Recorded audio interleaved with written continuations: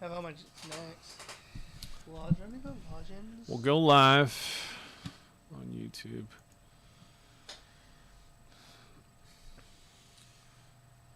All right, we're live, so people can see how the sauce gets made. The first thing we do is go live on YouTube. Then I come down to Audition. It's the best sauce Push in the record world. there. Testing 1 2 3. I can kind of see sound signature. Whoa, let's turn on some bumper music. I think this is going to be the intro right there, folks. Hope that's not blowing you out. Oh, yeah. It's looking real nice. Welcome to the show, folks. Episode 33, February 9th, 2023. I am T-Texas Tony Turnstile. I was an abandoned child in a raft on the Amazon. And I was brought in by a fisherman and then shipped FedEx to the United States of America and landed on Dutch Chattahoochee's doorstep, and he raised me into the underground baseball reporter I am, and that is him. I was just born here. I don't have an interesting story of how I made it here. Yeah. I was just here. Yeah. I just one day woke up and I was like, oh shit. I'm in. I will say this though. I did make my way from Nebraska down to Texas, so. Made it all the way. People's like, why'd you move? And I was like, well, better opportunities. Got a good show today. Unprepared as usual, but a lot of baseball goings on. I do like when we were unprepared. It makes for a much more interesting show, It's I think. interesting. And you may not know, because I always have like a little road map, and I'll kind of fade down. I always have like a little bit of a road map. The one that you don't know about is the Mozart Group, the sponsorship. You don't know about the scandal and meltdown that happened with that. Is that why it's taken off the screen? Yeah, I took it off the screen. I was noticing about that. I was like, wait a minute, it looks different. It's actually a pretty good part of the segment. Please do tell. I can give. I'll probably wait. I'll tease it, but what I'll say about the Mozart Group segment whenever we get to it is, so I served with Milburn. Like, I know the guy. Like, yeah. He was the OPSO in 3-4 when I was weapons platoon commander. So I knew the guy. You like served with the guy for a couple of years. Funny guy, good Marine, you know. So that's what I knew. And then he was kind of a big-time student of war. I mean, some guys are just built for it. General Mattis, like these dudes just study policy and war and conflict and understand a lot about it and have a lot of opinions about it. But dude's a salty old dog. And, I'm reading some of these headlines of things from like 7 days ago, and I'm like, huh. Oh yeah, it imploded rather quickly. Yeah, I see that. So, but what it was is he was I think he was in Kiev or somewhere, but he was drinking whiskey, which, you know, if you're a 60-year-old, 59-year-old military contractor, whatever, and you're under those kind of pressures and you got access to a bottle of whiskey, yeah, that's gonna happen. But then somebody shoves a camera in his face and is like, what do you really think's going on in Ukraine? And he gets real candid on a number of things, which essentially deep sixed the group, and now there's infighting with, I guess, the administrative head. But I've got a devil's advocate take, because I was like, I think that a lot of the allegations are probably true, but what you don't see in a lot of the articles is like, yeah, I also think they were still like helping evacuate senior citizens and doing a lot of the stuff they did, because I was looking today, there was like accounts of guys who like were over there serving in Mozart Group. It was like, dude, you know, he was a good guy. He was a good leader. You know, we were doing some good stuff. So I don't know, you know. But does that matter when you're like a shitty? I guess you turned up to be shitty, right? I don't know if he did. So I mean, he looks bad. He talked some smack about corruption in Ukraine, and that doesn't look good when you're trying to help the Ukrainians. But then people pointed the finger back, and it got very messy. And I saw that someone like was training people to kill this guy or something, right? I don't know. It's anyway. We'll save it for the segment. It's a mess. They're no longer a going concern. But that's one tease that you didn't know I'm going to talk about. But the other stuff, certainly Serie Del Caribe, you can anticipate that we're going to talk. I'll fade out of that. The Serie Del Caribe is hot, dude. We're semifinal day here in about an hour. The first semifinal game is going to get underway in Venezuela. I believe is all the games are going. I'm not sure if half the games are. There's 2 stadiums going, but I think the one is in Venezuela. My right pick, Mexico is doing pretty good. I'm pretty now. baller. Mexico, like it's interesting when we look at the standings, but we'll talk a little bit about that. Ballin'. One thing that's really awesome, Mike G, the man, the myth, the legend, the head honcho with the Seguin River Monsters, texted me. He's like, dude, Jose Gutierrez got picked up by the LMB Arcereros. So I'm absolutely. I put the where's the camera for For you? Yeah, I got to put it on me. Is all my Arcereros gear on. If that's I got the Monclava. Look at that. And then I got the Monclava championship hat. So you can't really see it, but Campeon. So when Mike said that, I was super happy because I just think the Arcereros are an awesome. I mean, that's awesome. I really love the LMB, but Jose was such a great player in the summer. Couldn't be a nicer guy, and I got all kinds of opinions, all favorable on his hitting. He was such a great player. He was actually a pretty versatile guy on the field too, but amazing athlete, really in control hitter, really in control at the plate.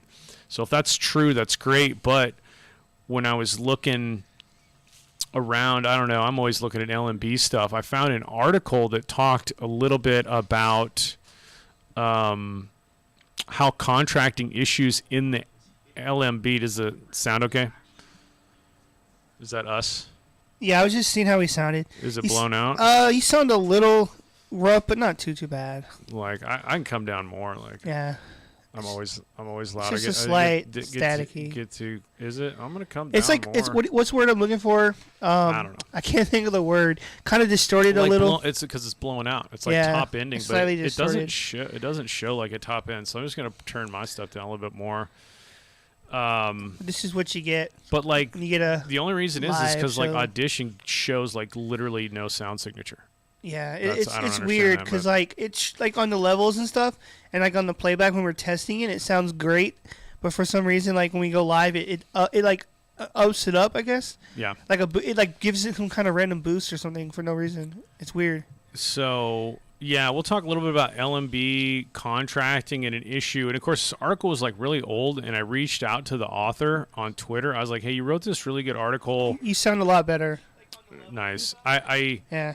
I sent a DM to the I think I found the reporter that wrote that article. It's like, hey, I just would like to have a discussion about like LMB contracting. You seem to know a lot about it. This is a really good article you wrote. Would you want to be on the show or whatever? Of course, nobody knows about the show or would want to be on the show. But I mean, oh, and apologies to Jose Gutierrez if he ever does watch this, because he was like, dude, that'd be cool if I called in. You know, it's like good to up the social profile, and we could never make schedules work, and then life gets busy, and I was like, didn't follow up with it, but anybody can call the hotline. So, but yeah, LMB contracting issues, kind of not that well in the players' favor in that particular league, as opposed to like the Venezuelas and Colombias, or even Dominican Republic. If you're a major league team trying to sign a prospect, it gets very complicated coming out of LMB. So that was kind of an interesting article. Talk a little bit about that.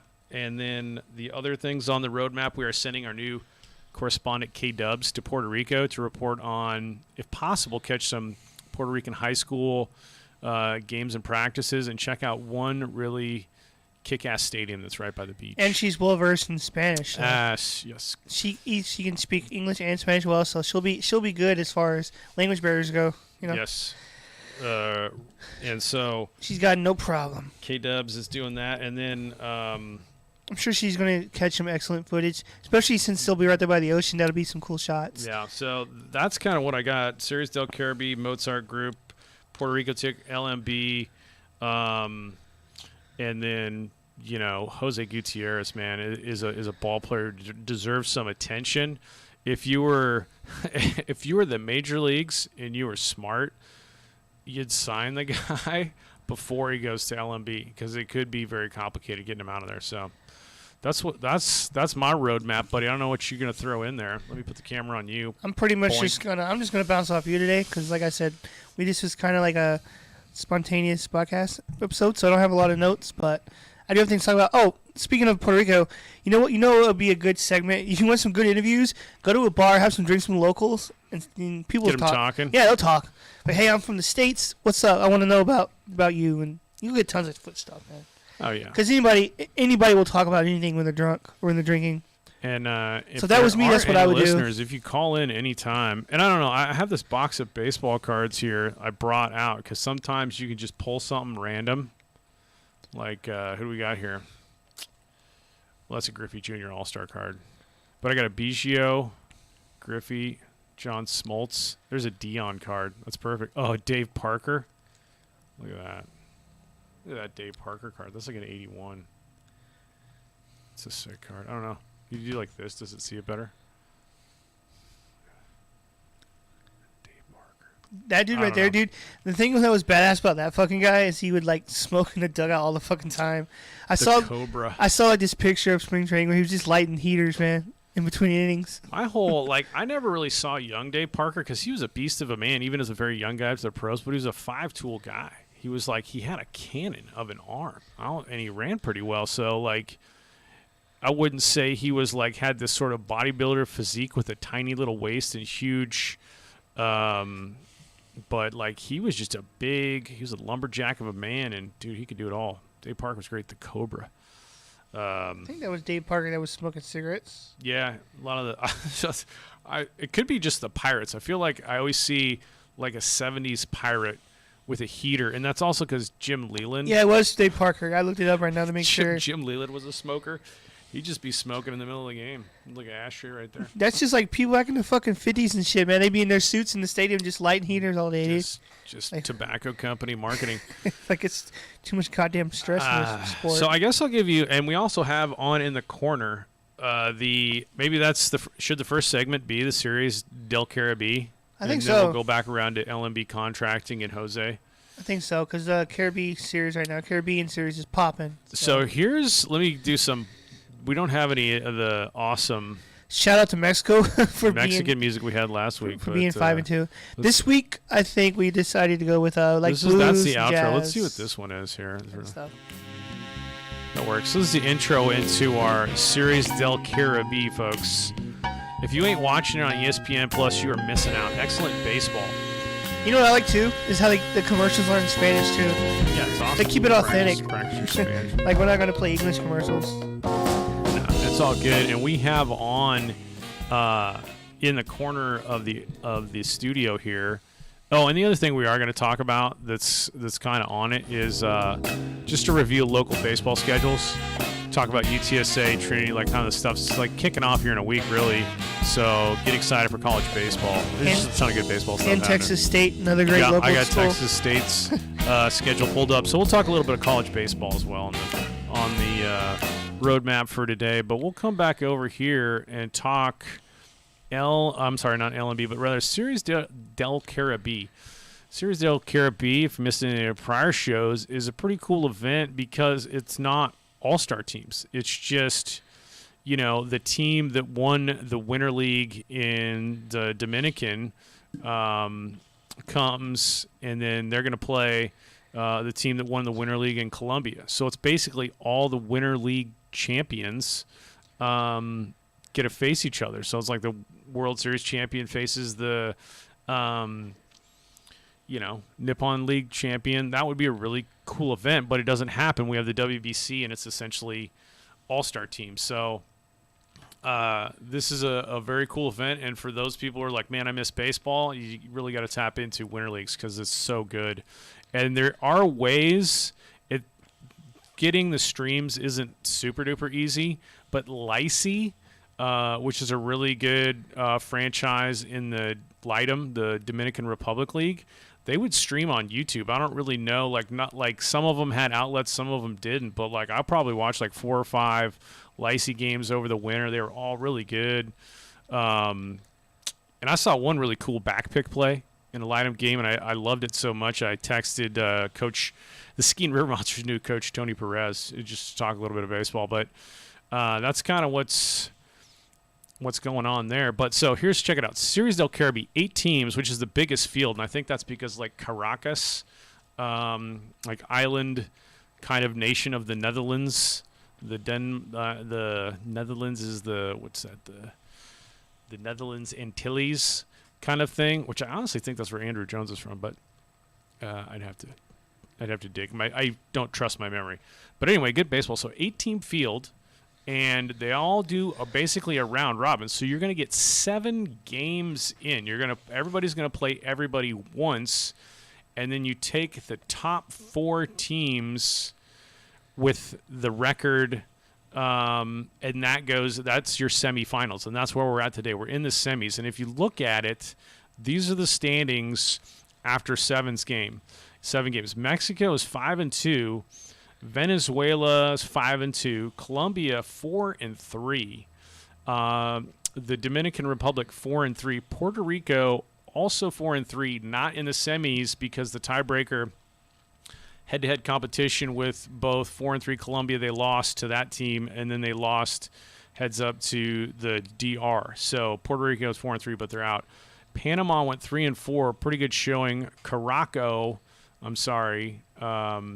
Which is the Netherlands Antilles, is 2-5, and then Cuba, talk about a prideful baseball nation, goes 1-6. That's pretty bad for Cuba, man. 1 win. Yeah. Damn Cuba. Panama's 3-4. They're not doing too hot either, but what can you do? The one thing I tweeted this the other day, I was thinking about, I was like, dude, this started. That's 7. You just got in 7 games. This started last week. I think they had like 1 off day, and I might be wrong about that. So you forget about like a 4-game set. This is like Major League, schedule, just like games almost every day. You got to have the kind of rotation, which kind of makes sense because it's not an all-star team. Like you just came out of an LMP. The Winter League for the Mexican leagues, you came out of an LMP season where you did have like a 5-man rotation. But you want to win the Series Del Caribe, you better have some deep pitching. The game we got on is the Dominican Republic versus Colombia, and of course, Dominican Republic's flipping awesome, dude. Like we talking about, like so many major leaguers come out. Like that's like in my mind the favorite every time going in is the DR. And they got basically slaughter ruled by Colombia. You know what I'm saying? Like, it was 11-1 was the score I saw. It's like, what happened that Colombia's good at baseball. I mean, Edgar Renteria, you name it. But, like, running up the score on the DR team, 11-1's brutal. So I was wondering I wonder if they're just like saving pitching for the semis. Because they're like, we're already in. Who cares if we get blown out? Colombia's also in. We're not going to show our best stuff. So I'm not sure. But so what you got? Colombia is the Cowboys, Vaqueros de Monteria. And then you got the DR is Licey. Tigres del Licey is in. Also the Dominican Republic team that Tommy Lasorda managed. And Bobby Valentine played for way back in the day. Mexico, the Caneros de los Moches, which is like the sugarcane dudes of the LMP. And then last but not least, the Leones del Caracas from Venezuela. So those are your four semifinalists.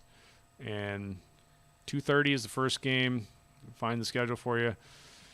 DR versus Mexico at 2:30 today, and then Colombia versus Venezuela at 6:30 today on ESPN Plus. Don't miss it. Don't be people waiting for catchers and pitchers to report.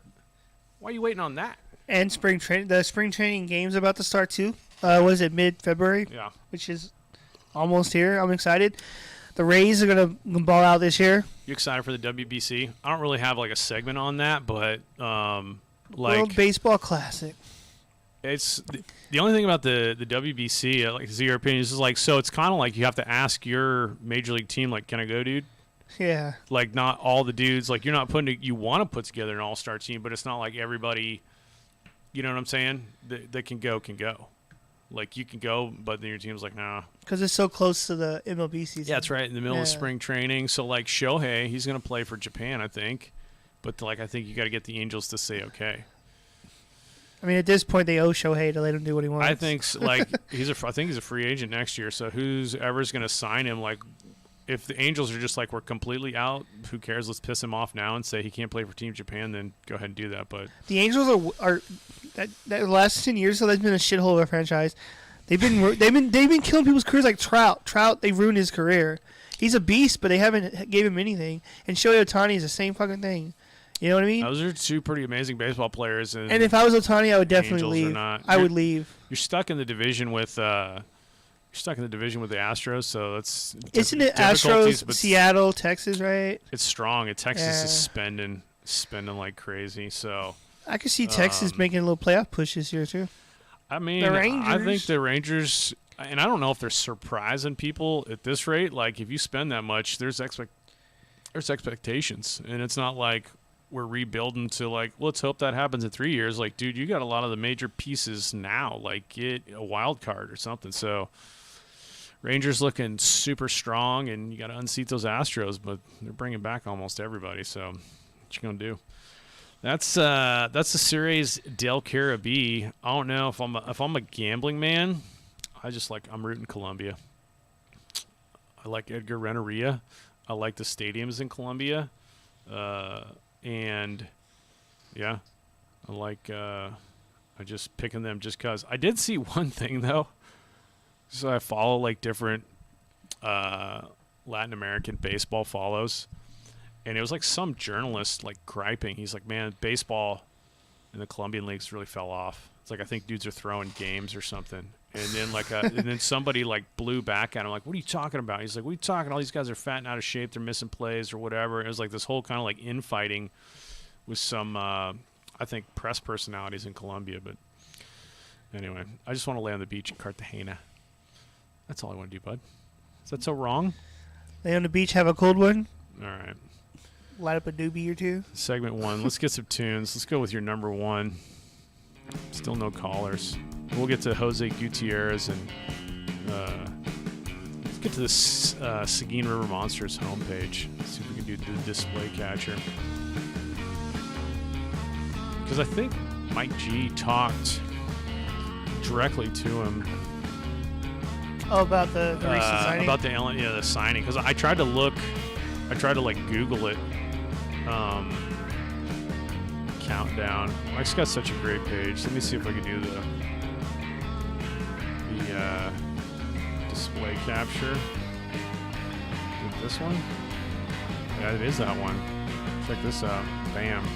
So people should be able to see the old Seguin River Monsters. Of course, the video is Jose jacking a bomb. But yeah, Jose was with the Seguin last year, and I don't know if we have. It's so difficult to take stats. You need we had an official statistician, and we had this web service, but it wasn't the best for the stats. There needs to be maybe a better paid scorekeepers or something. 111 days.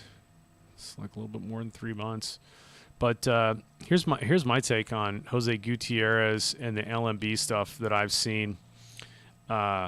Jose was definitely our best hitter, okay? Dude was 3 bombs, which doesn't sound like a ton, but for a 2-month season and the at-bats you're getting and that transition, one of the best hitters in the league, good contact hitter. So it's not like he was out of control. Like some dudes had huge hacks, and you could tell they were loading up to just take a huge rip and maybe seemed out of control. To me, Jose always seemed like he was in control, very just same swing for a single, same swing for a homer.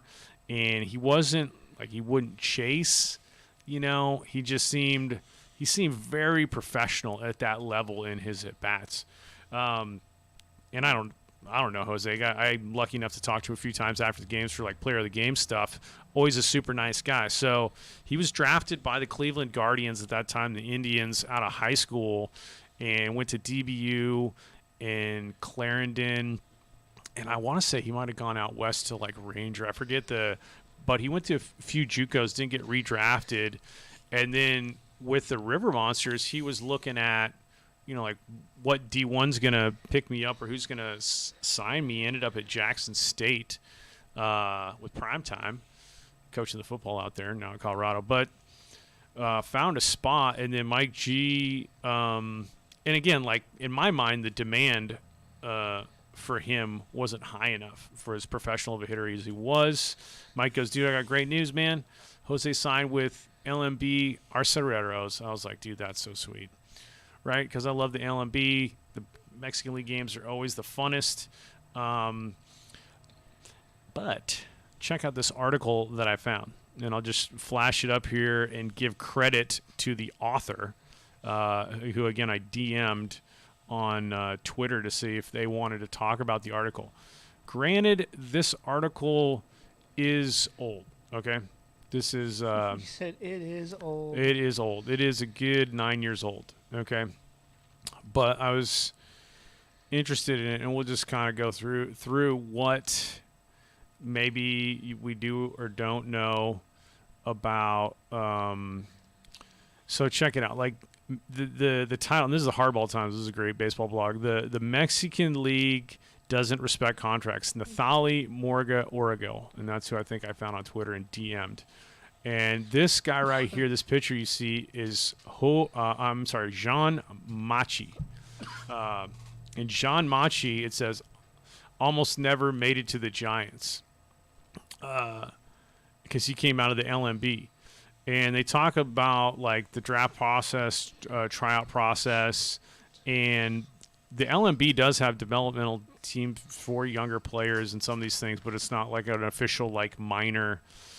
The thing about Mexico is they don't really have like high school, like collegiate baseball. So, but what it talks about is a lot of the LMB franchises are operating at a loss, and then it talks about the sort of contracts that the players will sign there that really give the LMB ownership team their rights on controlling where they're going to go and what they're going to do, and because they're operating at a loss, if long and short of it, if a major league team comes knocking saying, hey, we like this guy, can we sign him, then it's just highway robbery time. They're like, oh, really? You like that guy? Well, $2 million. They're like, bro, he's a prospect, you know? So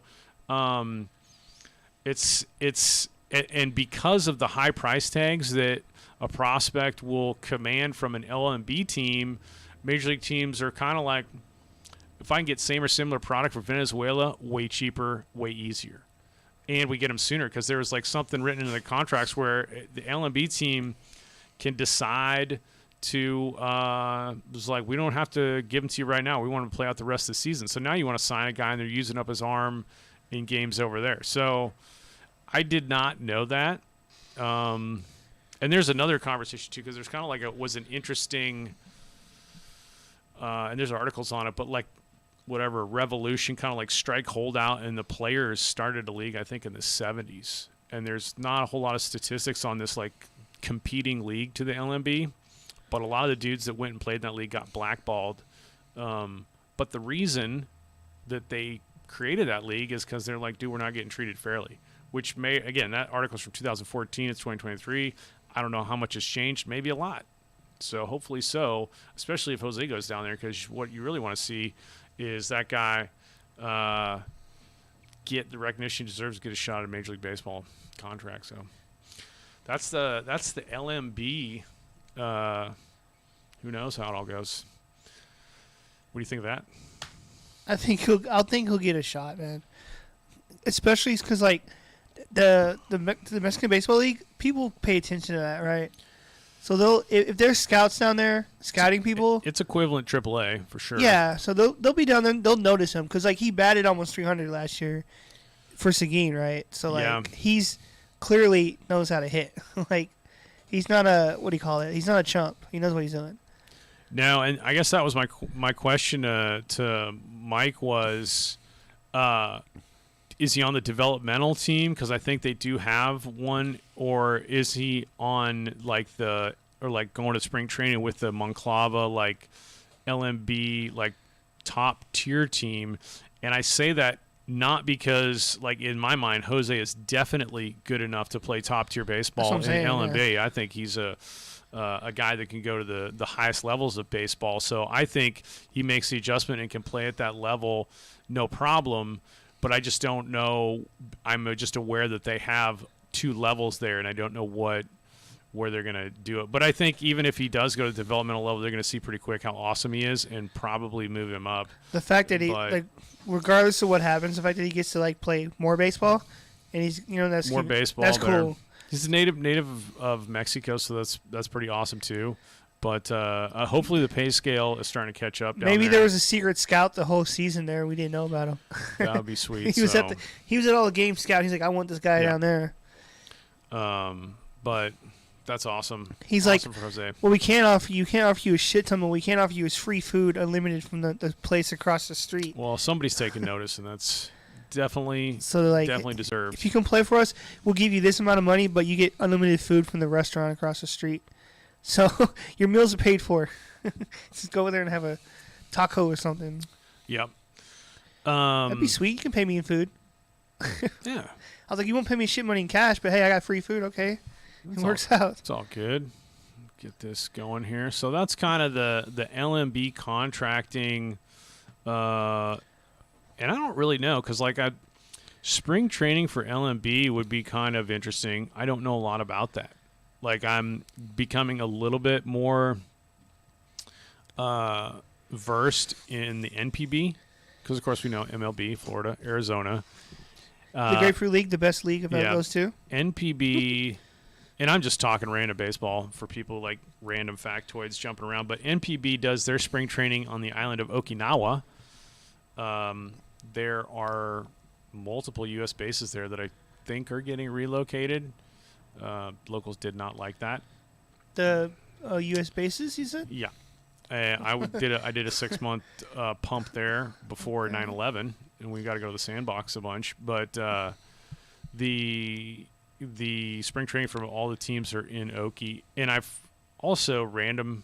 So I'm just throwing out baseball stuff. Is they're like NPB's kind of maybe talks about expansion sometimes, but one of the expansion locations for their franchise is like Okinawa, right? So that's me kind of like when Arizona got the Diamondbacks. First, it's like a spring training destination, and now you got same thing with Tampa.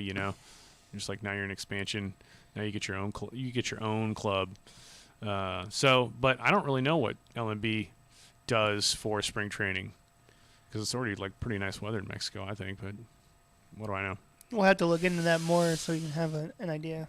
Yeah, because like in both cases, in both MLB and NPB, you're basically taken from this location, like let's go south where it's not so cold and chilly. Go to these nice climates. Like Okie's more tropical. It's south of the main island. So what do you do in Mexico? Just go to the south of Mexico, or you go down to like Panama and hang out? I don't know. Who knows? But anyway, that's Mexican baseball leagues. They don't have spring trainings. They never rest. 365 days a year, baseball. LMB. All the training. Never stop. I'm going to get it wrong, but like I want to say it was an LMP team, and Naranjeros or Fernando. Fernando came out. That's not an LMB franchise. I think it was an LMP franchise he played. But so LMP is a smaller one? So Liga Mexicana the baseball, if I'm saying that right, the LMB is like the main regular season, like kind of 6 month that we watch, and they come up and play the exhibition in Nelson Wolf. The LMP is the Liga Mexicana Pacifica, and it's called that I think because a lot of the teams are kind of over like Baja, like the western part of Mexico, and that's essentially the LMP is the winter leagues. You said Baja. It'd be so cool if they got the rights for Mountain Dew, but their team was called the Baja Blast. The Baja Blast. That would be fucking sick. So, can you imagine playing for a team called the Baja Blast? The Baja. I mean, like I said, more corporate sponsorships. That'd be so cool. And the uniforms are like Baja Blast colors, like that green and stuff. Oh, it's coming. Don't worry. The New York Yankees will be like the New York Yoo-hoo chocolate drinks. I will say, whatever team is sponsored by Pepsi or any Pepsi product, that's going to probably be my second team because I'll never. You just drink up that Pepsi. I love Mountain Dew, and it's a product from Pepsi. So anything Pepsi related, sign me up. I'm rooting for you. It was like, especially like they had the cool like blue and red and white uniforms, like the Pepsi logo. Yeah. Or like anything like, I don't know, they had alternates even, maybe. Have you seen Their mascot can be the Pepsi Man. Remember from the 90s? I haven't watched the. Have you seen? There's like a Netflix or something like, "Hey Pepsi, where's my jet plane?" I saw that. Yeah. What was that about? Because I know there's a sweepstakes. So basically, you got Pepsi points based off how many Pepsis you drank. Yeah. And originally they did this jet for like 1 million Pepsi points, but there was no disclaimer on the bottom. It's like, this is a joke. And they made the commercial like a joke, like haha, but there was no disclaimer. I'm old enough that I remember it. There's like a kid in like this so Harrier, technically, like the vertical landing Harrier lands in his yard. So and it says like 10 million Pepsi points. The commercial. So technically, because there's no disclaimer, it's a fact. Like, okay, they're saying that it's possible, even though it's funny. It's still saying it's an offer. Yeah. So he gets all these points. He gets a guy with money involved, and because you can buy Pepsi points. Yeah. To help you out if you need some extra ones. So they get enough money together and they buy enough points to buy the jet. And they're like, no, it was a joke, haha. And they're like, no, it wasn't. There was no disclaimer that said this is a joke. Please don't attempt or nothing. And so they got enough money to get it, and they wouldn't give it to him. So then they took Pepsi to court. And they eventually didn't get a jet, obviously. Yeah. And Pepsi obviously won, but they were like, "Yeah, you're getting no jet." And I can't remember if the kid got anything out of it. I don't remember, but it was a really cool documentary. You got a cool story. I figured you might have seen that one. Dude, as soon as I saw it on like the homepage, I watched it. That's sweet. So are you familiar with an Adam Sandler movie called Punch Drunk Love? No. I recommend. I'm aware of the movie itself. I've just never watched it. Especially if it's like a later movie of his career, because those movies were kind of shitty. Probably like 10 years old at least. Yeah, those movies were. But like I tried to watch The Cobbler and it was terrible. I'm gonna tie this into that Pepsi points thing. So it's a weird movie, but it's weirdly good because it's one of these like Adam Sandler's where he's kind of like dramatically acting. I can't remember who made that movie, but it's such a good movie. In that his character is kind of like a mild manner, and I love Luis Guzman, who's a great actor. He's in that, but like he sells like bathroom. I don't know. It's neither here nor there. But he's very meek mannered, but then he flips out. Like he completely just like flips out with rage, like in these like snap of a second moments. He just loses it. So he's like this really sweet kind of mild mannered guy. I mean, then he just goes bonkers like a couple times in the movie, and he gets like caught up with some sort of like phone sex scam where he just like called and he like wanted to talk to this gal. He's like, look, I don't want to talk dirty. I just want to talk to somebody. And she's like, yeah, well, I really need help with my money. And anyway, check out the movie. But the thing in the movie that's really weird, that's a true life story, is he falls in love with this girl, not the phone sex people or whatever that are scamming him. It sounds like a bad movie, but it's not. It's really, really a good movie.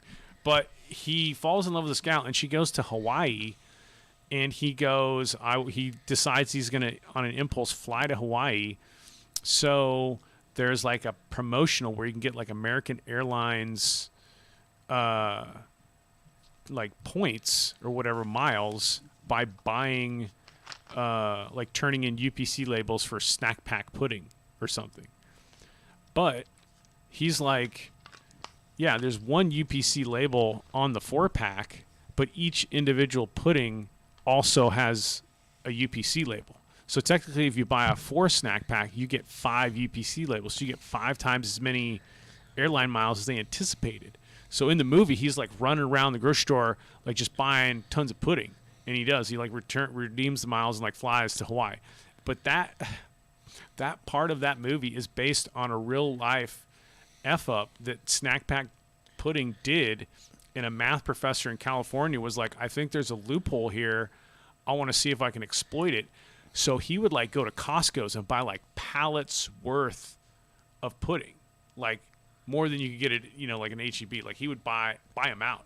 And so then him and his family, like the story's crazy. He's like, they wouldn't want to throw it out. So we would open them all, save the labels, and then like spatula out all the pudding into like Tupperware, and then we would like donate huge, massive amounts of pudding to like homeless shelters and stuff like this. We're just like giving away pudding. You did this? No, this guy. Oh, this, you did this in real life. This math teacher did this. He was getting all these labels from Snack Pack. And so then after he spent like, I don't know how many tens of thousands of dollars buying like every amount of Snack Pack pudding within like a 100-mile radius, he sends them all in to American Airlines or whatever, Nabisco, whoever did it, and just kind of like holds his breath like there's no way. Like they're going to find a loophole and not honor it. And they totally honored it. They're like, okay. And so him and his family have like airline miles to last them the rest of their lives. Like they can just fly to Europe whenever they want for free. But they did change the like writing on it. It's like only on the package. So they have to. They have to, but it was crazy that they totally honored it. And now that like they just flies for free. Because if you tell somebody, random. oh, you can get this with this many points, someone's going to find a way to get those points. You know what I mean? Oh, well that's another. Here's another weird one. Speaking of that, so at the end of the day, when we're like winding down, every once in a while we'll try to put on a movie to fall asleep to. So me and the wife picked this one called it was like the Pez Criminal, or the Pez Outlaw. The Pez Outlaw. Check out that movie. I think it's on Netflix.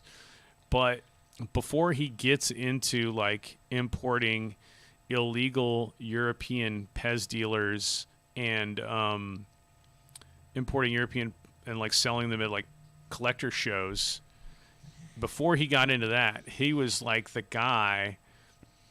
He would collect the UPC labels from cereal boxes. So, like, you know how there's, like, a toy in a cereal box, or you can, like, send away 5 and get a toy? He would do that. And then he goes, you know what? I bet I can go to, like, a recycling center and just, like, get tons more. I can get, like, all the UPC labels from the entire town. And so he kind of went bananas doing the UPC label game, like, maybe in the 60s or 70s. And so he'd get all these weird, like, kids' toys and watches and flashlights and all this stuff, like, sent to his house. And according to him, he's the reason that it now says on there 1 per household. Because he would get, like, 20, and then he'd take them to, like, toy shows, which are, like, imagine, like, baseball card shows, and just, like, sell them. And that's how he was making, like, extra money.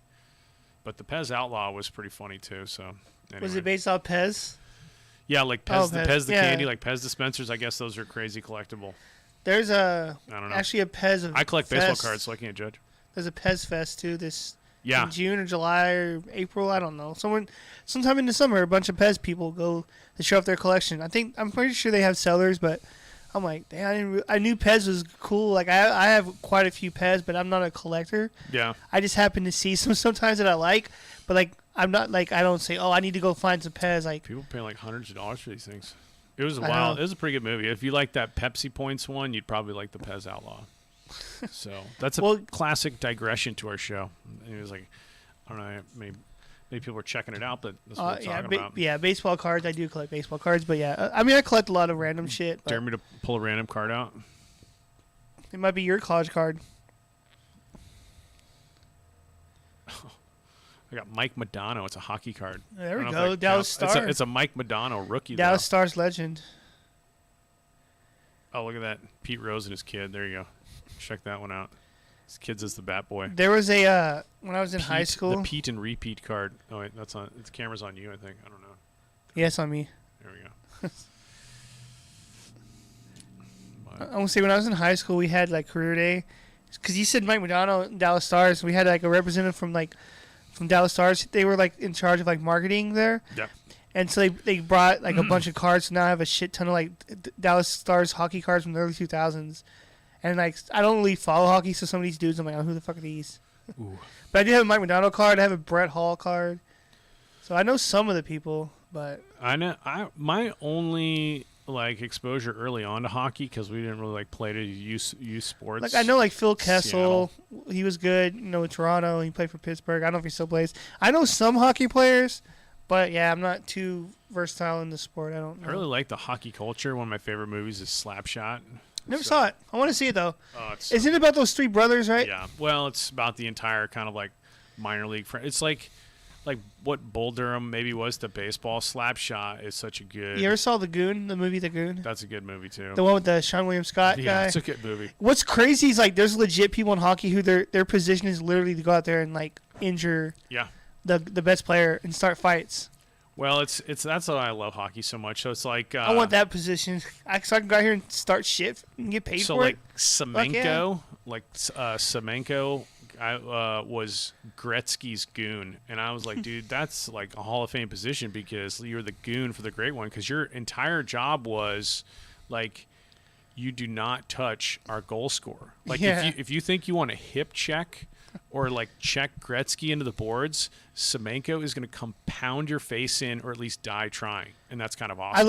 I love the shots where like they fucking go over the, what do you call the hockey, the wall? The wall, like the line change. And they go into the fucking, they go over the glass. They jump, that's badass. Or like when you hit somebody and they go crashing through the glass. I'm like, dude, that's fucking, they should allow that in every sport. Just let them fight for a little while. Yeah. Like in baseball, let them charge them out in the pitcher. Yeah, it's not a suspension. Just fight a little bit. They'll fight for a minute or two. If it gets out of hand, then... Well, obviously. Yeah. But, if be like Nolan Ryan, someone comes at you in the head like you can punch your ass in the nose. Yeah, that'd be much better. They should. Now, maybe in football, I don't know. Some dumbass might try to use their helmet as a weapon. But. Yeah, definitely check out Slapshot. But yeah, hockey goons is another thing. My other favorite hockey goon story is a guy by the name of Tony Twist, a.k.a. the Twister. Tony Twist? Tony Twist was... he didn't last that long. I guess he blew out his knee, but he was mainly, for a number of years, the enforcer in St. Louis for Brett Hull. So, Brett Hull was an amazing goal scorer, and if you thought you were going to mess with Brett Hull, Tony Twist, people just wouldn't mess with Brett Hull because of Tony Twist's reputation as a goon or enforcer. My understanding, and this is, again, all secondhand stories you hear, but Tony Twist, when he was in junior hockey, used to sit in the hotel rooms and punch his hands into the ground. I mean, it's covered with carpet maybe, but he would smash his hands into the ground as many times as he could until his hands would start to swell and his knuckles would calcify. So he had these huge cauliflower ear or something, like a wrestler. Yeah, because they get those because they're when you're constantly headlocking them. Yeah, that's why you get cauliflower ear. And all that. Yeah, you get that fluid in there, and then it calcifies. So Tony Twist's fists were these mallets. They were malformed huge fists. So if you got hit with, it was getting hit with a hammer, and he had massive power, punching power, Tyson punching power. So you got out there with basically mallets for hands. You're just going to knock you out if you think you're messing with Brett Hull. So that's the hockey side note. But maybe I'm wrong, but I could have swore there used to be a guy for the Boston Bruins that was a tall ass dude. Yeah. And maybe I'm wrong, but I thought there and this wasn't that long ago. I remember he was a tall dude. I don't know what his position was, but he was a tall. I don't think he was a goon. I don't know. I remember Jaromir Jagr scoring insane goals with just a greasy mullet. Gotta love that. Wasn't Brett Hull the guy that got super drunk at the parade and was singing a song, super drunk? I don't know, some hockey player. I don't know. I don't know enough about hockey, but I do love it. I know a little because I've played the games on Xbox and stuff in the past. Yeah. Because I like playing the hockey games, so I only know players and stuff through that. Yeah. But and plus, watching ESPN when they do hockey, they mention stuff. And the other beautiful thing about once you go back to the Paul Newman era, movies that are that old, it's nothing's PC, so it's pretty great. Yeah, some of the movies you'll watch. You're not trying to scrub how sinful and horrible all of us human beings are. It's pretty great. Human beings are great people. What are you talking about? Yeah, right. Human beings are essentially just a bunch of assholes that roam the earth, that talk shit about everyone. It's my Josh Gibson card. This is special. There's dudes on Twitter that just make their own cards and you can buy them. A Satchel Paige, cool Papa Bell. Look at that one. That's a Satchel Paige card. I thought about getting some 3BGB baseball cards. It'd be cool. Joaquin Andujar Astros. Look at that. Wouldn't that be cool, though? Tequila Sunrise. All right. What's our last segments going in? We got Serie Del Caribe. Check it out. Jose Gutierrez, you're the man. Don't get hosed by your LMB team. We could talk... I guess we could do Puerto Rico trip or college schedules. What's your poison there? I'm saying let's talk about college baseball. Well, local baseball anyway. Local baseball. Let's let's do that. Let's talk local baseball, folks. I wonder if you can do like in OBS, like capture the screen and minimize it. There's a way to do that. Let's talk about how Texas State is gonna do better than they did last year. Because they lost in the first. Because I know college baseball is weird. The playoffs, they do like a tournament in itself, right? Like you have your bracket and you do so many games, and if you win so many or lose many, you're out. It's weird, you know. There you go. But so now you can see us and the webpage. Because they made it to the regional. It was like they made it to the final of the regional. It's Tom Seaver. But they lost to Stanford, and so this year they're gonna go back to the playoffs, right? And they're gonna win their regional. They're going to make it out. Yep. But they played Stanford well. It's just Stanford was a little better. Jose Gonzalez was awesome. He's unconscious. You know who was unconscious in that regional was Eddie Park. That dude was insane. Let's start at the top. Roadrunners. Roadrunners open at the Bird Bath. At the Bird Bath with Tarleton State. Got a lot of home stuff. You got Houston, St. Mary's times 3. Finally hit the road, go up to Waco. And you got UIW, Utah. So like you don't even hit the road. Honestly, you got what, 2 road dates in your first 15 games? That's a huge. Finally, Texas State. It's a midweeker. They play Northwestern. It's a Tuesday. That was another thing that like kind of messed with Division I standings is like the selection committee wouldn't give you credit for like a good midweek win, which is stupid. Because like Stanford came down here, UTSA beat the #1 team in the nation. You don't get into the tournament with your record. My only issue, it's like we're not going to give you credit because you're saving pitching for the week. I get it, dude, but that's like my thing is like it sucks that they can't help that the other teams in the division is shitty, I guess. But like the point is you shouldn't get to the point where that's the issue, right? Yeah. Win enough games. Like it's not their fault. They should have been in the playoffs, obviously. But Can you see YouTube? Is that what it looks like? Us talking and then a little schedule box in the middle. Yeah. Sweet. So, yeah, a lot of home stuff, man. Roadrunners, so many home dates. Basically, I mean, these are just onesies. You don't even have a road series. That's 1 game. 2 games. Dude, so for Texas... 3 games.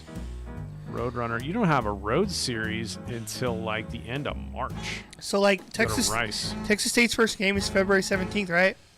Yep. And they also don't play an away game until February 28th. Which they're playing Incarnate Word.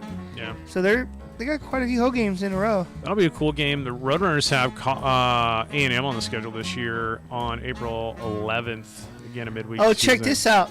March 7th, UTSA versus Texas State. Yep. And they're playing in Texas State. So what is that, San Marcos? Yeah, they play each other twice. They go up to San Marcos and then they come down and play us. I guess that's like an agreement they have. Oh, that's on a Tuesday. Yeah, it's on midweek. So that day, if you don't mind, well, I'm not going to mind if you mind, whatever. I'm going to be wearing my Texas State hat to show support. Well, we're cutting these on Thursdays, but you can do whatever you want that week. I'll wear it on Thursday then. I'll just wear it in general. Who is this? Oh, that's Houston Christian, I think. Oh, yeah. Then you go to Birmingham. Rice is coming up to play. This is all the Conference USA. DBU's in the conference now. La Tech still there. They go out to Abilene to play ACU. That'll be cool. That's a midweek. So what conference did UTSA move to? I think they already moved. It looks like they moved because you have different teams coming into Conference USA and different teams going out. Yeah. Because, like, I forget, Southern Miss moved to somewhere. Where did Southern Miss? Texas State is in the Sun Belt. Yeah. So, like, yes, Texas State and, like, Southern Miss went Sun Belt, I think, or something like that. So that's your Roadrunners. Spurts up. And Texas State got Northwestern. Don't sleep on Chicago baseball. These northern teams come down here. I mean, Oral Roberts. I knew that Texas State was balling last year, but I didn't realize that their record overall was 44-11. I played Grand Canyon University when they were at JUCO. That's all. I didn't know that school had a team. North Dakota State, TCU, the Houston Christian, HCU's getting around this Now here's a big game for Texas State coming up in April 10th. They're playing Texas. April 10th and 11th. Yeah, I gotta have that. South Alabama. There's my old alumni. It's Stanky Field. Go Jaguars! Isn't that a great name, Stanky Field? After Eddie Stanky. I know. Eddie Stanky, and let's just take a look at some Eddie Stanky stats because honestly, guy was a scrapper. I kind of want to go to this Prairie View A&M game. Oh yeah. Oh, you know who I want to see? Yeah, That'd be Prairie fucking View cool. A&M is got a good prospect who I follow. The young picture. Let's look at Eddie Stanky. That's Stanky Field. I can't help but laugh at the name Stanky. Stanky. It's so good. So stanky.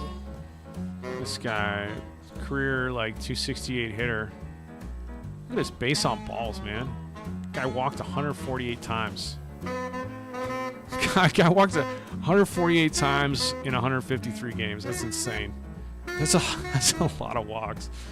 Look at his on base percentage. Eddie 460, 455. Career 410 on base percentage for Eddie Stanky. He had 460. He was third in the voting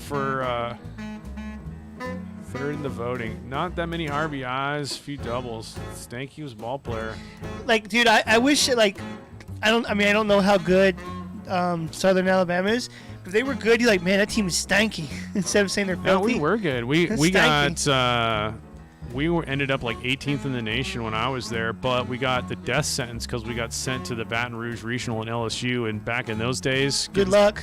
getting sent to the LSU Regional was akin to a death sentence. But we beat LSU like the first time we played them, so they were in the losers bracket, and they had to come back on championship day and beat us twice. And oh, did they ever! It was brutal. Still feel the pain.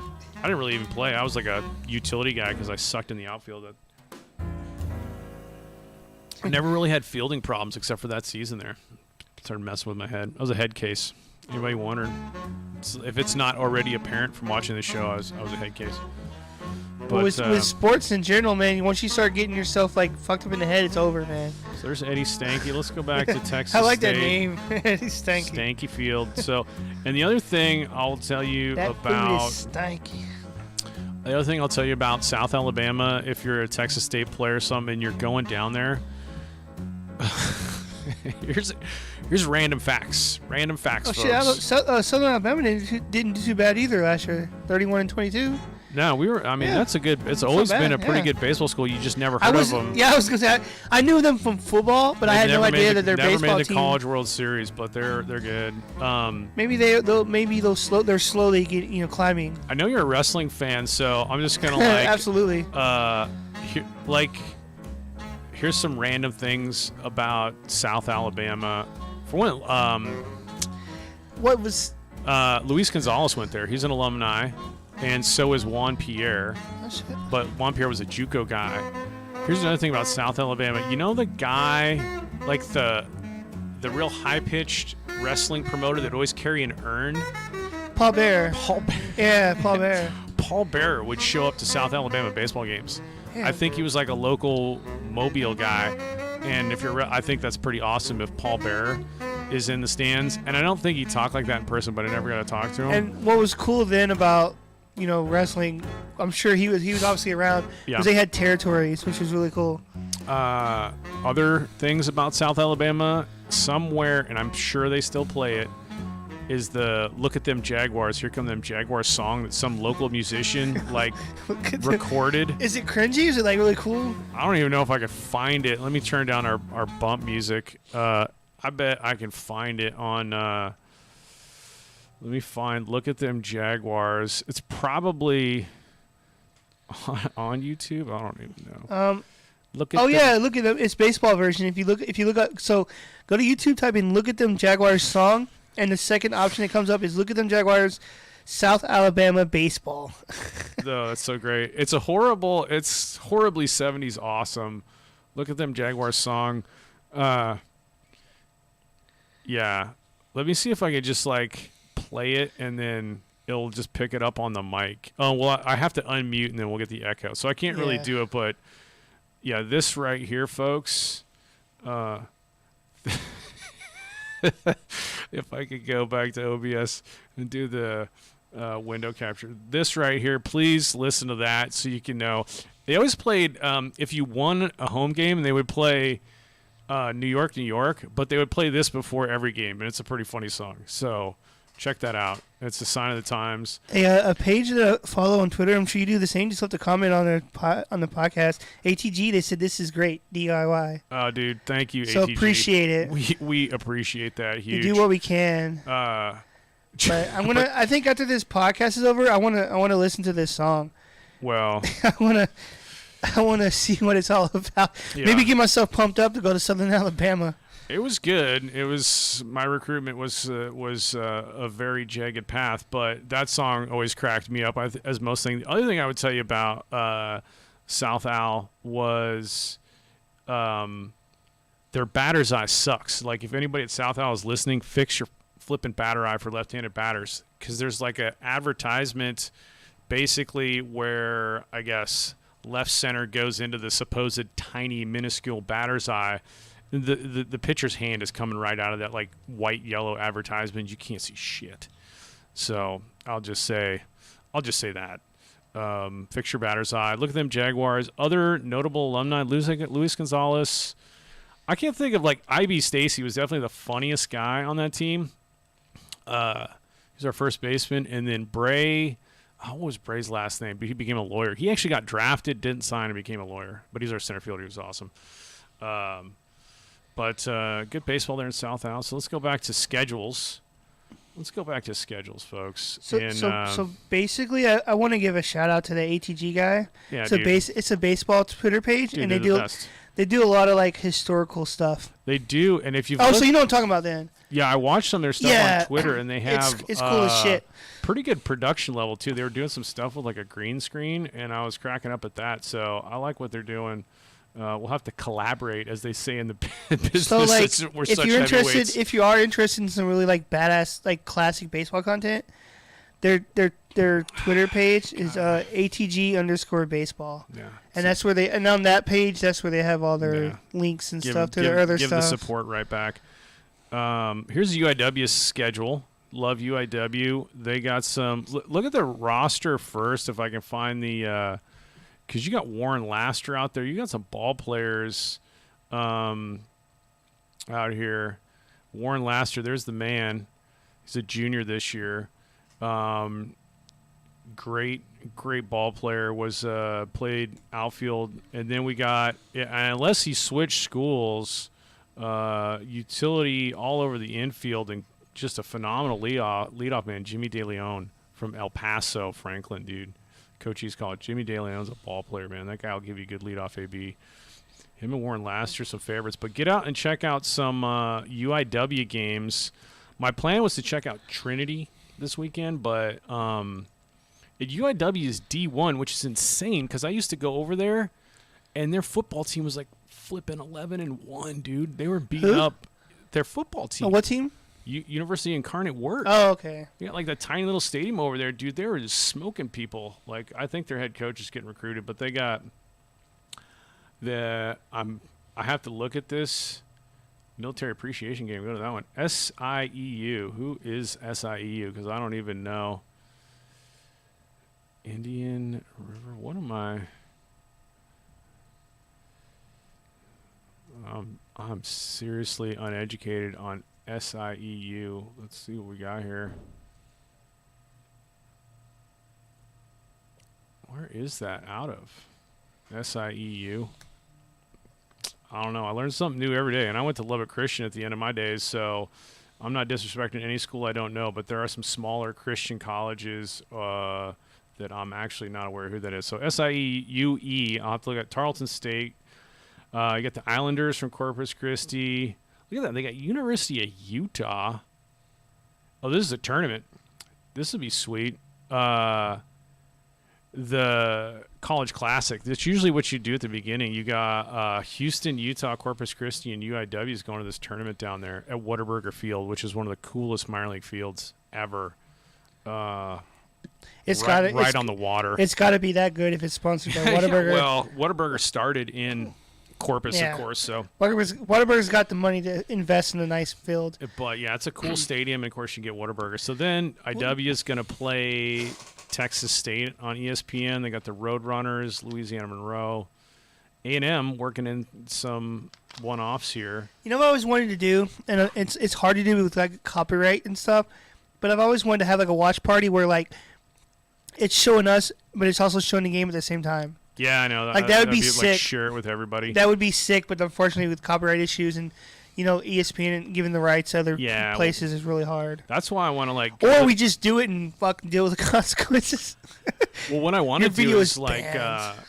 the best baseball content is if you went down to the Dominican Republic and took like our setup that we have for streaming River Monsters game and just found the Sandlot game and just set up the cameras and like live streamed like Dominican 15-year-olds playing baseball and announce that. Like you see this 15-year-old center fielder, he's the future of baseball. That would be good. You're going to see him in the pros in like 4 years. Lamar, Dave Wilson's going to Lamar. They recruited him. The only thing I saw in Lamar in the offseason was like their fall ball.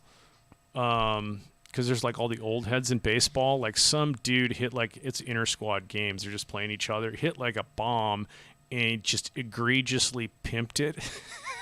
And then like all the Twitter traditionalists like, oh, this is just disrespecting the game. They should do this. It's like, I don't know what kind of shit talk goes on between dudes on their own squad if they don't like each other. So it was an egregious pimp, but dude, it's inter squad. I'm sure there are. I'm sure there's like, especially with the veterans, when some younger guy like, because a lot of people have a problem with Jazz Chisholm because he's like, he has a character, and a lot of people think, oh, you're more about yourself than you are a team. It's like, no, he's not.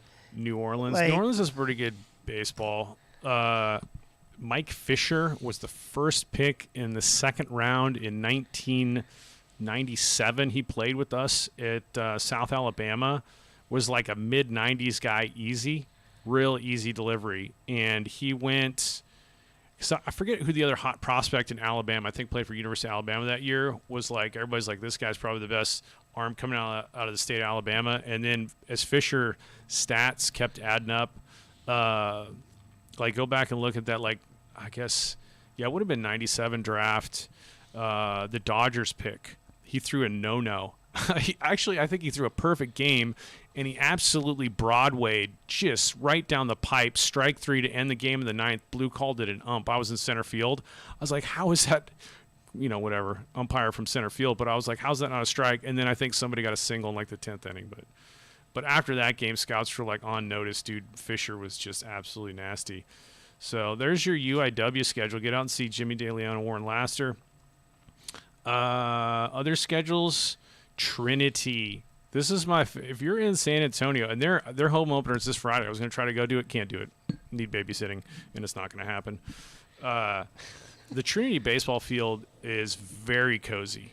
It is set right in their campus. It's got trees all around it. It's really only got like bleachers for like 20 or 30 on each side. And it's really good baseball, really good D3 baseball. They take it seriously there. So it's a really cool field, really cool setting. You get a Trinity ball game right in the heart of San Antonio. Check that out. I used to bike over there and check out their games. But they've had some good guys. Some dudes have transferred out of there and gone. I forget. He was a freshman. He was their best hitter. I think he transferred to Boston College. His name fails me right now. I don't know if I can find like old stats on their stat page. Let's go select a season. I'll bet I can find it if I go back to 2019. Individual. The guy's name was, this guy right here.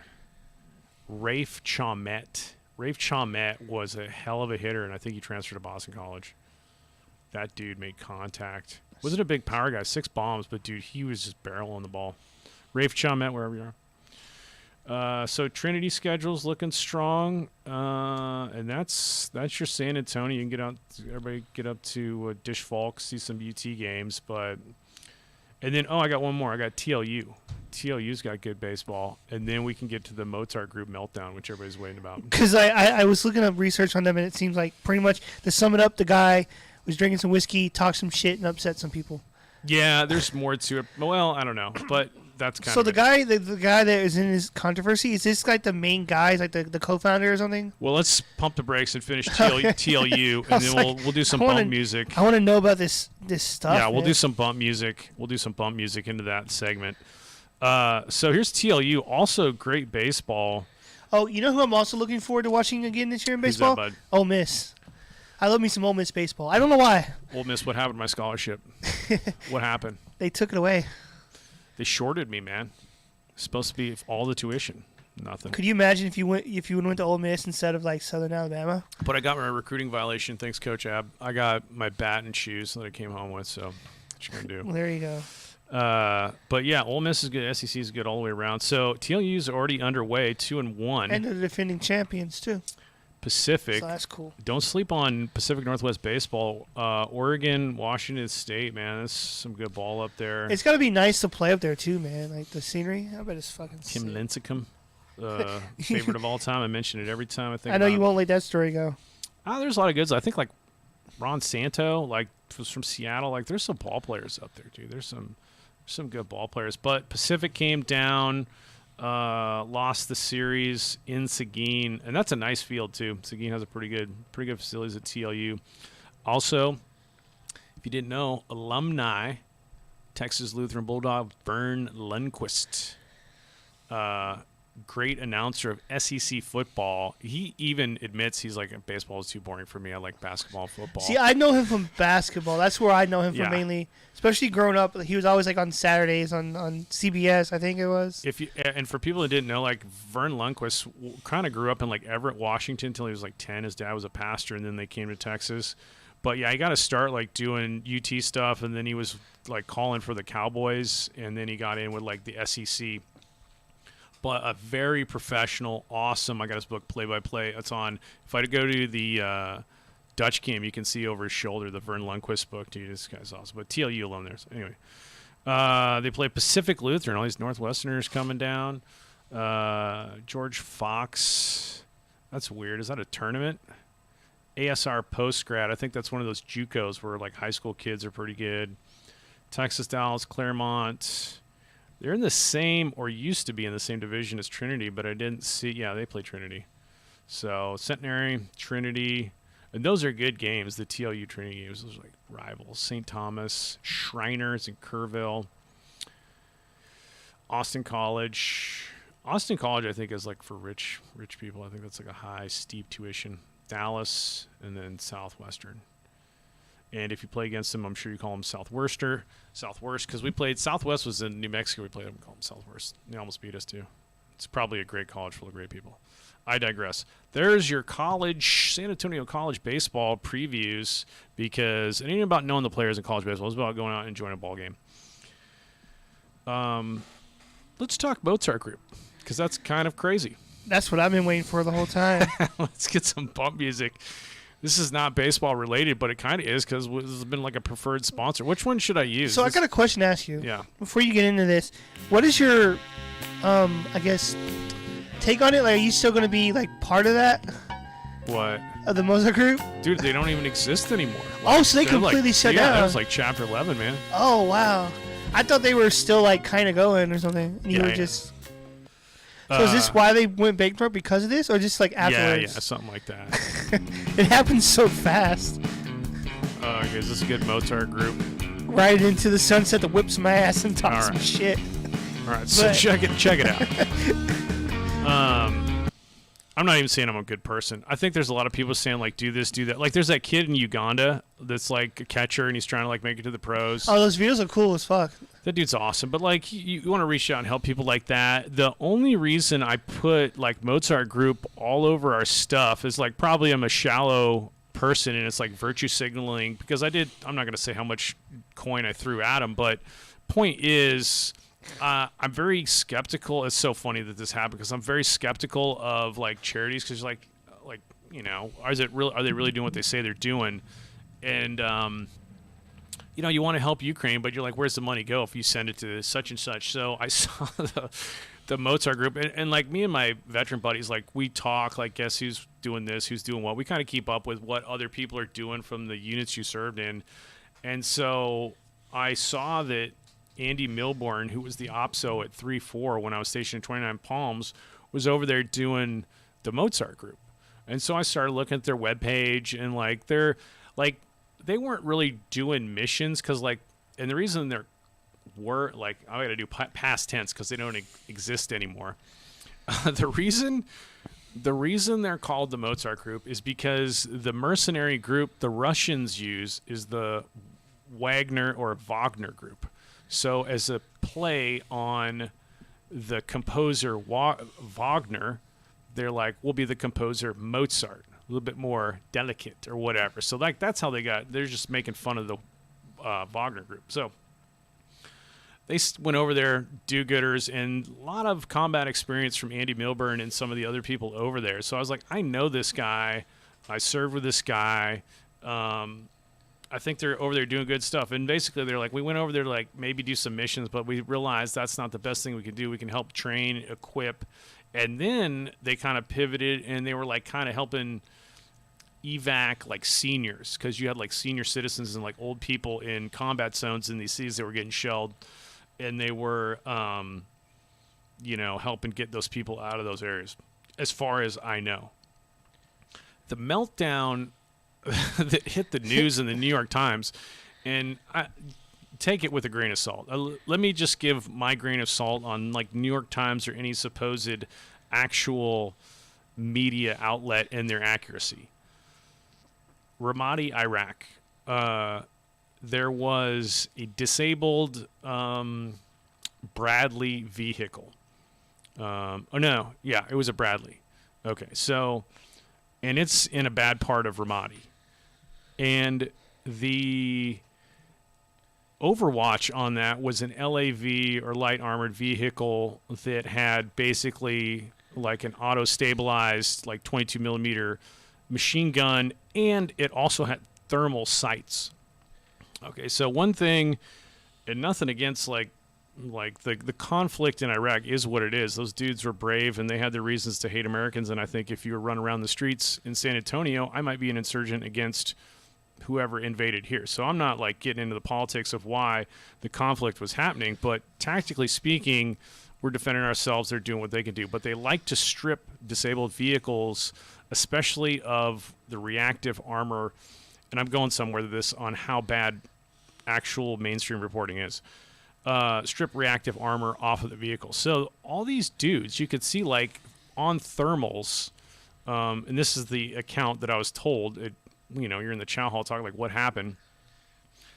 We could see on thermals all the dudes waiting behind the wall, getting ready to make a mad dash out to this disabled Bradley, because there were dudes inside the Bradley. They're not going to like get out and get into a gunfight. They're just buttoned up waiting for the tow. So dudes would run out, insurgent would run out on a Bradley and try to grab one of these reactive armor boxes, take it off of the Bradley, and then they can go make a bomb out of that later. So that's like gear they were trying to get. Problem was the Overwatch vehicle could see them with thermals, also see when they were about to run, and then they would run out and try to do it and just get absolutely smoked. Yeah.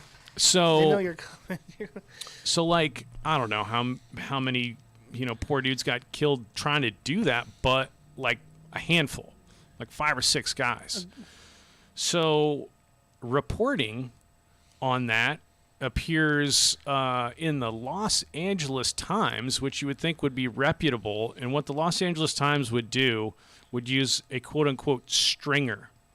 A stringer is basically some Iraqi dude living in Ramadi writing emails to the editor's desk at LA Times, and the only vetting that is going to like happen is the LA Times is going to call the local press officer in Baghdad who's going to talk to the guy in Fallujah, be like, what happened in this area of operation on this day. That's all the vetting the LA Times would do.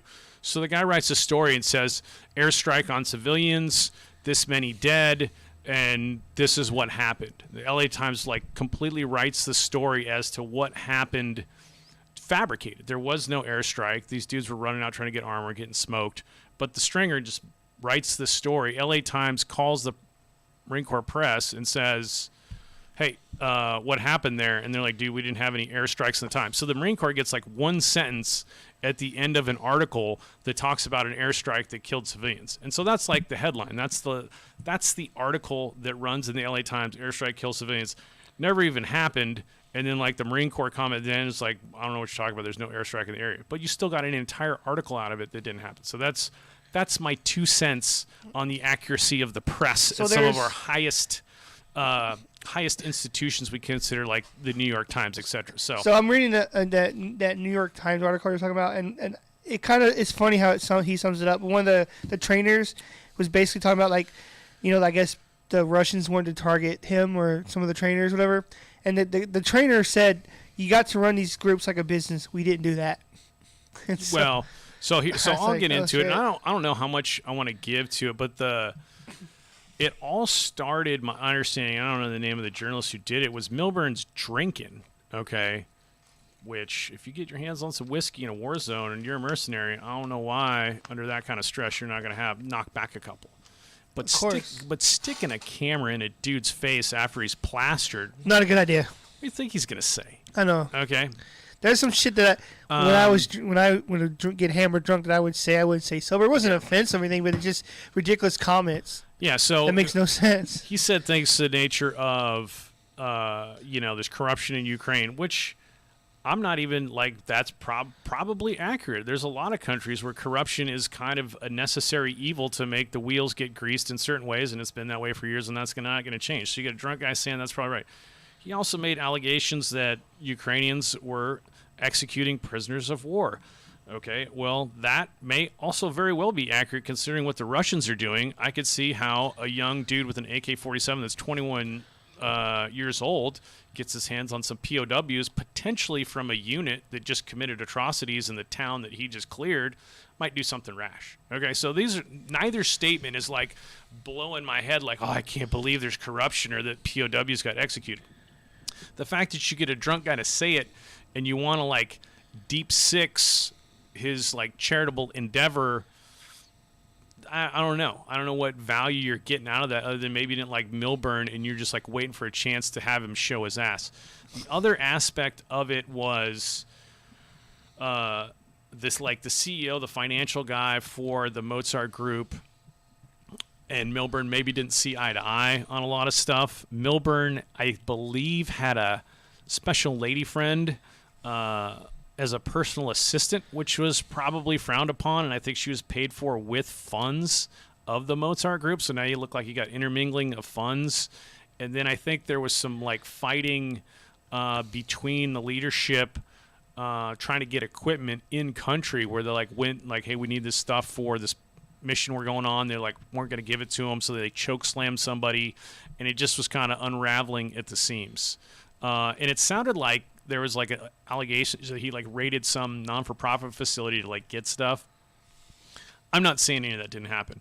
What you didn't see in any of that is I think they were actually doing what they were doing. I think they were evacuating seniors and like doing good things over there. Was it perfect?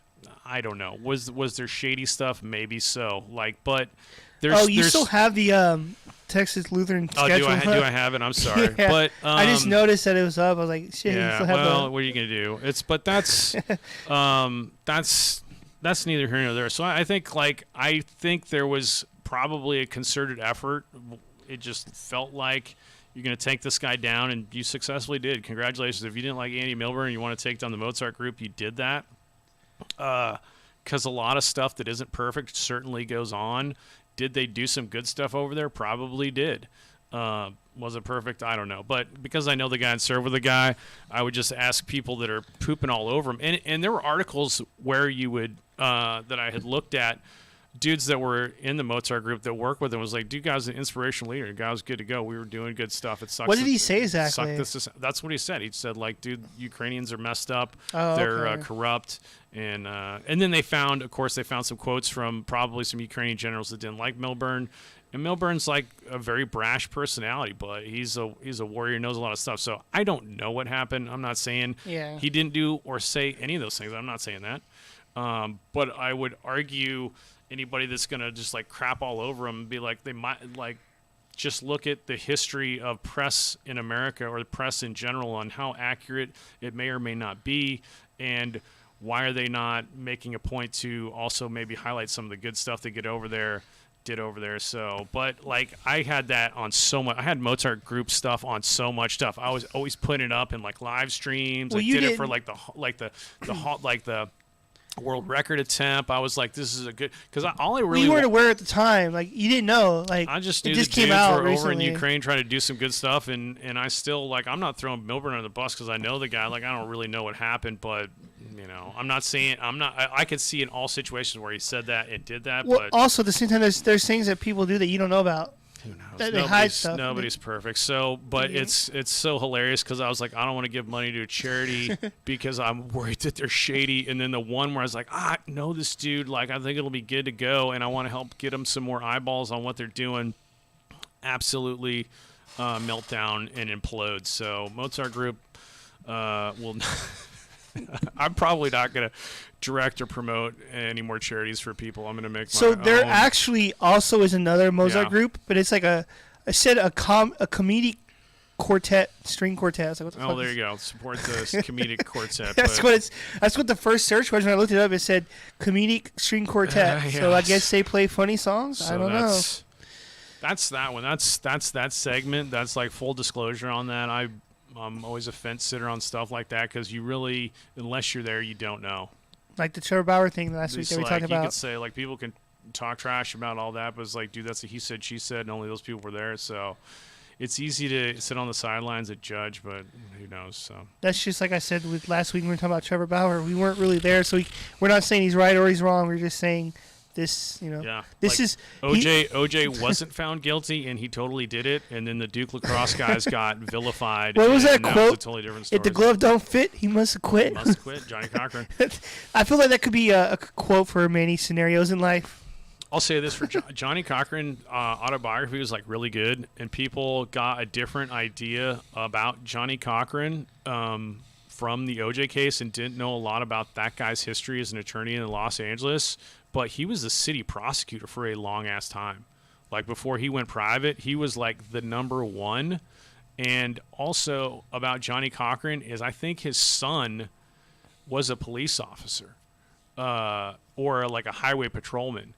And the intro to his bio is pretty interesting in that, like, his son would, like, pull people over for speeding, and the driver would just, like, act a fool. It's like, oh, you out of your mind. Like, I'm gonna hire Johnny Cochran. I'm gonna have your ass. And they didn't realize, like, they didn't look at his nameplate that said Cochran. That they were like talking to his son. They're like, I'm gonna hire Johnny Cochran to mess you up. You gonna hire my dad? Cool. Yeah, so that was kind of funny. Sweet. And the other thing I didn't know about Johnny Cochran that was actually kind of a crazy story. So, like, yeah, like racial profiling was certainly a real thing people of color have to deal with, especially black people in Los Angeles. So, like, LAPD would pull over, like if they saw something that they thought whatever, they would just make up some pretext and pull over. And so Johnny Cochran, when he was the district attorney for the city of Los Angeles, and I guess when you're the district attorney, you get a badge. Like, you get a badge. Says you're official. And he drove a Rolls Royce is the story and the thing. So he gets pulled over, like, in Beverly Hills for no reason at all other than he's a black guy driving a Rolls Royce, and the police officer makes up some stories like because Johnny Cochran's like, why'd you pull me over? Your tail lights out, He's sir. like, why'd you pull me over, officer? And so the guy not only pulls over the district attorney, he does like a warrantless search. He like gets him out of the car, get your hands on the hood, and starts like going through Johnny Cochran's stuff. And he had his like gym bag in there, and he's going through all that, and then he sees the badge that says, and I guess it had numbers on it. And if you're the DA, you were like a single digit. You were like number 1 or number 2. Maybe like police chief is number 1, but it was like number 2 or number 3. And the police officer saw the badge and realized that he'd just like unlawfully pulled over the district attorney. And he does a complete 180, and he's like, oh, my gosh, I'm so sorry, Mr. Cochran. I can't believe it. And Johnny Cochran is like, Oh, hell no. Yeah. You're not getting away. Yeah, I want you to call your sergeant right now and get him down here. Matter of fact, why don't you call the chief while you're out here and tell him what you're out here doing. That dude just got his ass ran up the flagpole. But, yeah, there's a lot more to Johnny Cochran than people actually realize, so. I'm shocked. We'll have to put that in the tags. I don't know if people like search. It's like, what is this random ass baseball podcast I wonder talking about? It's just random if knowledge. he got pulled over, he tried to pull the Ricky thing and tried to voice. You know Joe? Joe knows you or something? Yeah. That's your nightmare. Pull over the district attorney. Oh my goodness. So he had a lot of pull. Yeah, he was a heavy hitter. So he's like policia. That's pretty much the show. I haven't really got anything else. I don't know how long we've been running for. I guess I go to the YouTube and. According to YouTube, it says we've been going for about an hour and a half. Hour and a really? That's pretty long for oh, that's wrong. Yeah, we've been streaming for about 89 minutes. Whoa. All right. Well, that's a wrap. Pretty wild since we technically didn't have a plan today. We just went. We didn't really have a plan going in. Nothing shut down. Let's see if audition is still. As I always like this, it's a phrase that I started using. Like as I always say, what do you do in your podcast? We talk shit and cuss. So talk shit and cuss. That's so what we do, and talk about how sometimes baseball things aren't the way they should be. Yep. Like Vita Blue should be in the Hall of Fame. He should be in the Hall of Fame for hoping his owner drops dead and then playing for that same team the next year. And Pete Rose, jeez, man, come on. Don't gamble. Let him in. Don't gamble. But, yep. Hall of Famer, though. Good stuff, dude. Big shout out to HEG. Maybe, it's like support each other. They invite us to their Discord group.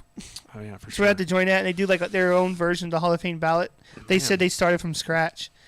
So I'm going to join that when I get home. I'm going to get in my Discord. And get in that. You don't have a Discord, right? You should probably make one. No, I don't really know. Discord, It's pretty cool. Remember when I was having those crypto issues and I was like, I can't understand how to fix this, and like you end up going into Discord to try to figure out how to fix shit, and then it's just like it doesn't help. I don't like Discord's like UI, but I have a Discord for like what's our outro tunes? Let me get that going. Many things.